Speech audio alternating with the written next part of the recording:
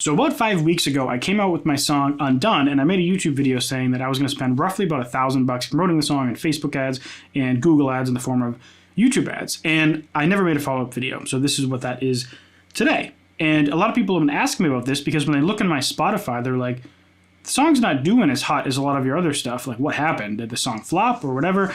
And there's a very interesting kind of story that goes behind it, and I learned a ton from this song. First of all, the song didn't really flop. I think it's going to do decent long term, but it did way worse than a lot of my other songs.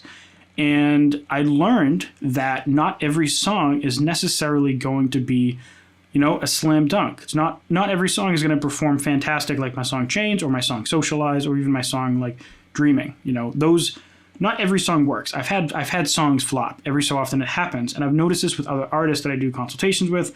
It's pretty common for people to every so often just be like, I can't get this to work.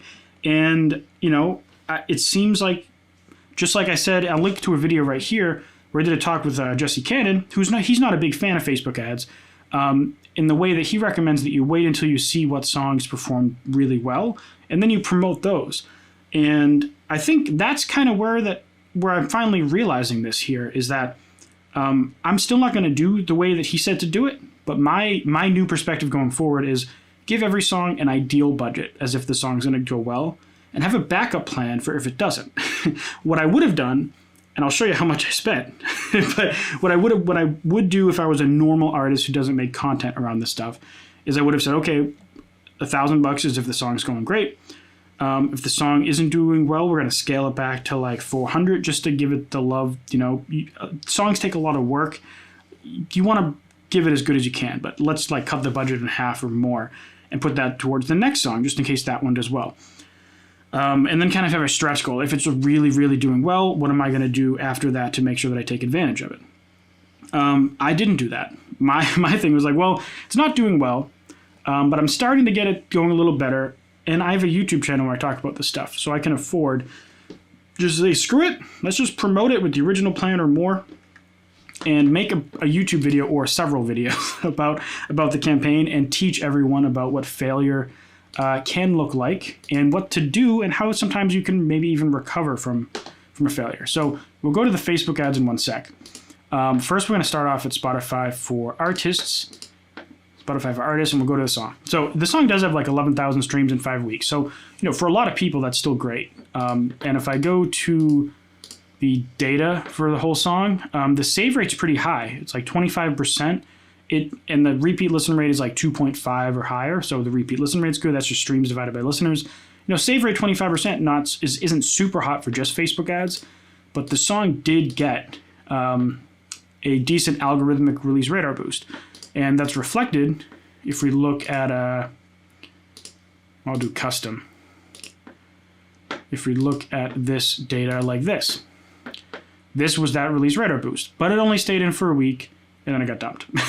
So the song did okay, but it seems like it just wasn't the right song to kind of just push to a broad audience. It was a very unique track. So, I'll just kind of slowly scroll through these stats for anyone that's interested in learning from them. Obviously, most of these are from the past 28 days. It seems like Russia was the only country that like really hooked on. I did try to push in the US by its own. But you can see how that kind of worked. So now let's go to the Facebook ads. These are campaigns. These are not ad sets. These are campaigns.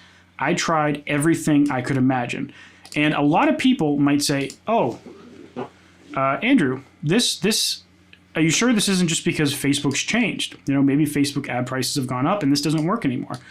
And, I would think that if I didn't launch another project the same exact day, for my band Murder Night. And we launched this song Abduction. I came out the exact same day as Undone. And this song got a $300 budget. And it's doing pretty hot. It's doing better than the other one for like less than a third of the price. And the cost per conversion was like 12 to 15 cents, something like that.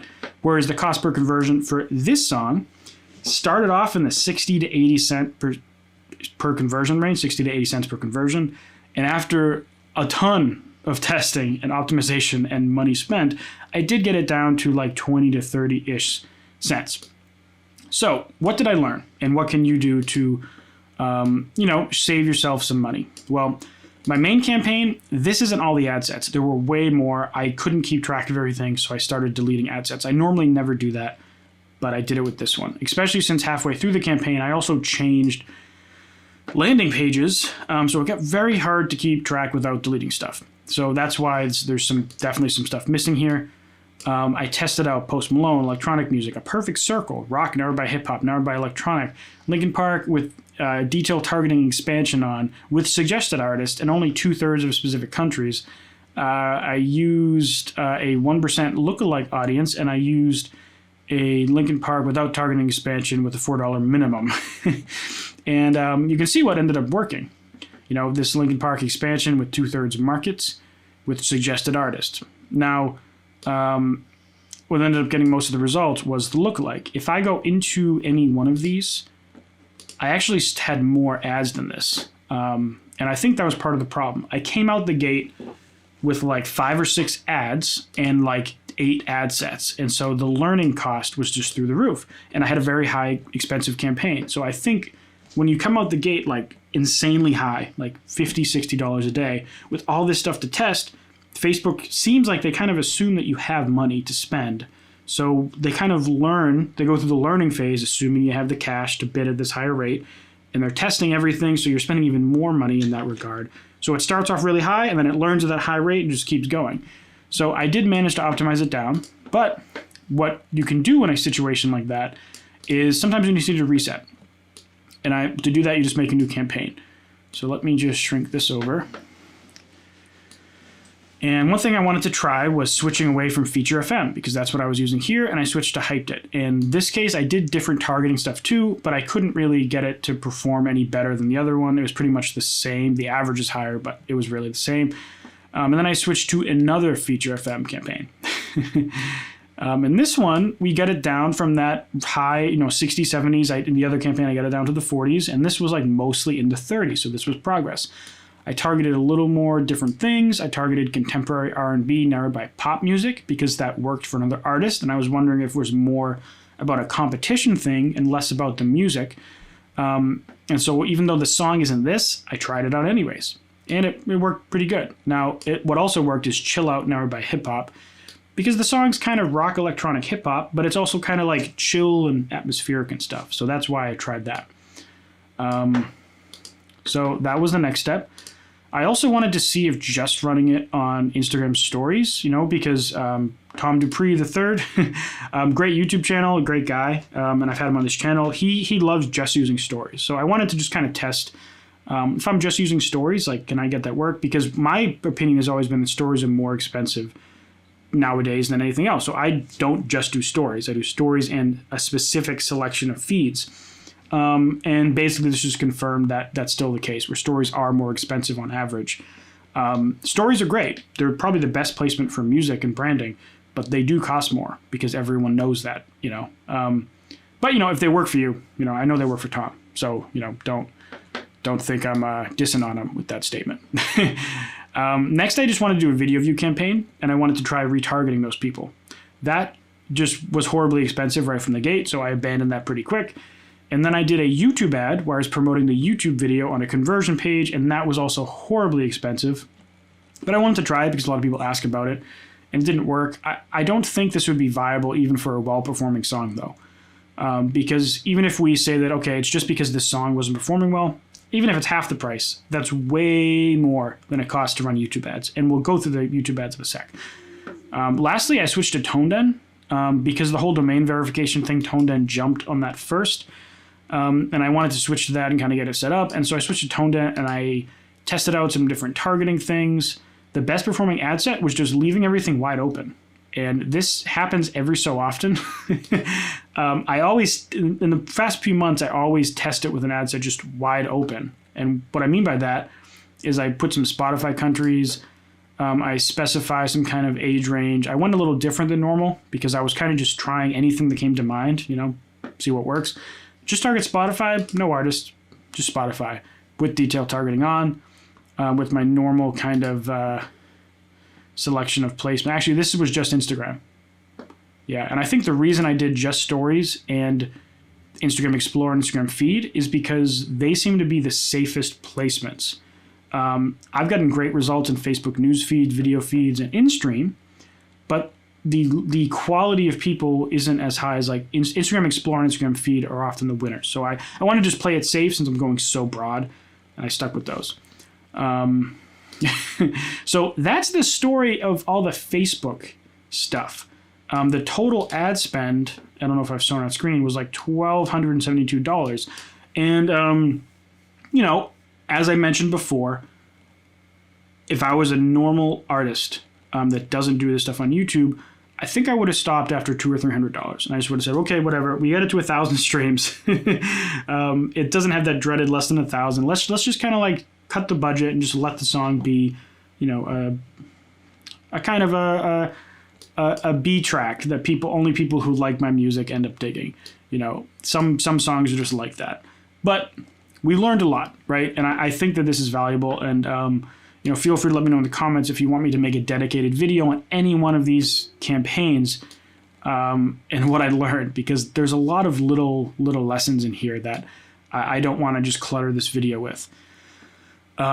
Just like the videos inside of each of these, you know, and I did dynamic targeting in this one, and I learned how to actually check which videos are performing best in dynamic targeting. And so there's a lot. There's really is a lot. So now I think we'll switch gears and we'll head and I'll talk about the YouTube campaign, which had its own separate budget right after a message from this video sponsor, Skillshare. Skillshare is an online learning community with thousands of inspiring classes for creative and curious people. Explore new skills, deepen existing passions, and get lost in creativity. It's curated specifically for learning, meaning there are no ads and they're always launching new premium classes, so you can stay focused and follow wherever your creativity takes you. And it's less than $10 a month with an annual subscription. First 1,000 of my subscribers to click the link in the description will get a free trial of premium membership so you can explore your creativity. One thing that's really neat is that for this song that I'm talking about in this video, Undone, I used Blender to make the artwork for the song, and actually for all my songs now I'm pretty much just using Blender to make the artwork, and I made the music video with Blender. And Blender has a bunch of courses, or rather Skillshare has a bunch of courses on Blender on here if you want to get into it. And learn how to do it, because like Blender, if you ever use it, it's incredibly complicated software. It is open source, but some of these are really, they look really good and they're really detailed, and there's literally hours of like 16-hour course on Blender by making 50 3D models. So if you want to learn kind of how I make my artwork, you know, some of these classes on Skillshare would be a great way to get started. And, you know, stop having to like go hiring someone to make the artwork for you. Make it yourself. Make it an extension of your creativity with your music. But anyways, back to the video. All right, so now let's take a look at the YouTube ads campaign inside of Google Ads. Let me turn that off. And I was this campaign, Undone Discovery. So I ran a Discovery YouTube ads campaign, which basically means it shows up in search results and next to videos that are kind of in topics that I target. And right now we're in the ad groups. Now, I did make a full music video for this song, and that's what I was promoting. So I targeted two different things. I did Linkin Park related custom audiences, and I did just generic electronic music. And the way that works, if I just click on the ad group and go to audiences, you can see it's just one of these custom audience things. The song's kind of Linkin Parky, more of like their modern electronic stuff that's more poppy, not like the heavier stuff that they did back in like the 2000s, which was my favorite stuff by them. But this song wasn't like that. So let's just go through the data on a campaign level. I think will make the most sense. So if I go back to this campaign tab, we're going to look at Undone Discovery. The total budget was $250-ish. I'm still running it at $3, so I'll turn that off today basically. So it'll be $250. It got 23,650 engagement/views. What that really breaks down into is about 22,491 views. It got 20 earned likes. An earned like is someone that goes and likes one of my other videos. Not this video, but another video. It gave me 81 to 100 subscribers, 388 earned views. So that's people that went to another one of my videos and watched those. No playlist edition or shares. Next, we look at the video view duration. This is pretty standard for an ad campaign on YouTube, this kind of view duration, especially for music. You know, just because you're targeting a pretty broad group of people. on Google. It's hard to get a lot of very specific people on Google, I've noticed. And so this is kind of what happens. You know, some people are going to go there, they're going to immediately, this sucks, I hate this. And other people are going to say, oh, wow, this is great, I love this, and listen to the end. So that's why this ends up being so bad. You're going to miss a lot more than you hit. So let's actually go to the YouTube channel so we can get more in depth. All right, so now we're in the analytics for this YouTube channel. This is my Andrew Southworth music channel. I just came out with a new music video today, which is not when you're watching this video, but you know, today is when I'm recording. My song Fire, go check that out if you're interested. So we can see the overall stats. So it's got an 80% like rate with 173 likes and 44 dislikes. If I click on here, it's generated 122 hours of watch time. It gained me 114 subscribers. So obviously there's some people in here that, you know, the video made it in other means. And the way we can kind of track that stuff is if we go to reach, most of the, 95% of the results came from YouTube ads. But there was also people looking at my channel pages, searching for something. Maybe they were trying to find my marketing content, or maybe they heard it in a Facebook ad. External, I don't really know. Maybe that was the Facebook ads directly, me sending them there from Facebook.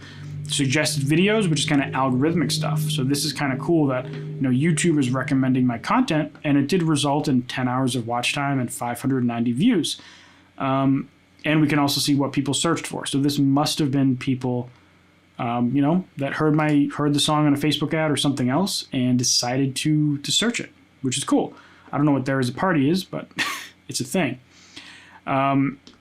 So we can look at the audience, and we got our kind of age demographics. We got our countries. I left it just with pretty open targeting. If we go here and go to the locations, actually, sorry, I have to go back. And I go to Undone Discovery and locations. I left it relatively open. I did mostly top tier expensive countries, but I left in Brazil because Brazil, even though they're really cheap in ads, they're very engaged with music typically. Same on Spotify, I noticed. I love the results I get from Brazil. But they're really cheap and they dominate your ads. So that's why I adjusted the bid to be 50% cheaper, and I raised the bid for the US and Canada to try to, I should have done it more, but to try to even it out a little bit more. The view rate for Brazil was actually the highest, Japan was actually higher, but it was one of the highest of all the countries. So it seems like the people that was hitting in Brazil liked the song on average a lot more, which aside from the cheaper ad rate could be a decent reason why it ran in Brazil so much. Now, it's hard to measure the success of a YouTube campaign. There's an obvious way, which is did it get a lot of views? And yes, it got 23,000 views, and for $250, that's pretty decent. But for me, that's not. It's whatever, you can spend money and get views, but does that really mean anything? For me, I care a lot more about the fact that I gained 114 subscribers from this video on my secondary music channel. And the fact that I got 388 earned views. These people went and they watched my other videos, which means that they actually care enough about my music, and they should listen in the future when I upload a video. And I also care about the fact that, how many people watch to at least halfway through the song. And there's actually another thing I can show you. If you want to see it, you go to engagement. Scroll down to this audience retention section. You can see how it differs for organic traction. So at 50% of the song would be a minute 15. So here-ish, we got 38% of the people, which is really good for organic. 4% for display, but as I mentioned, that's expected. So, it's kind of people dug the video on average, and the ads got me a lot of new people at a decently cheap rate for a channel that would really have a hard time growing organically. I could promote this through my YouTube channel. It's everyone go follow my music channel. But to promote a brand new channel that just uploads music videos organically, it'd be tough. And I think YouTube ads are kind of the only way to grow a channel like this, because I'm not going to be posting a ton of videos like I do on this channel. It's mostly just going to be music. So this is a very long video. And I'm rambling now, but I wanted to just kind of give you the whole scoop. That's what happened with my song Undone. It went badly, but I learned a lot, and I hope that you all did too. So anyways, if you want to learn more about Facebook ads and see a lot more examples of my songs before and after that one that have worked great, you can check out this playlist right here, and you can check out my course or consultation stuff below if you need help with any of this stuff too. Thank you very much for watching. Thank you very much for watching, and I'll see you in the next video. Bye.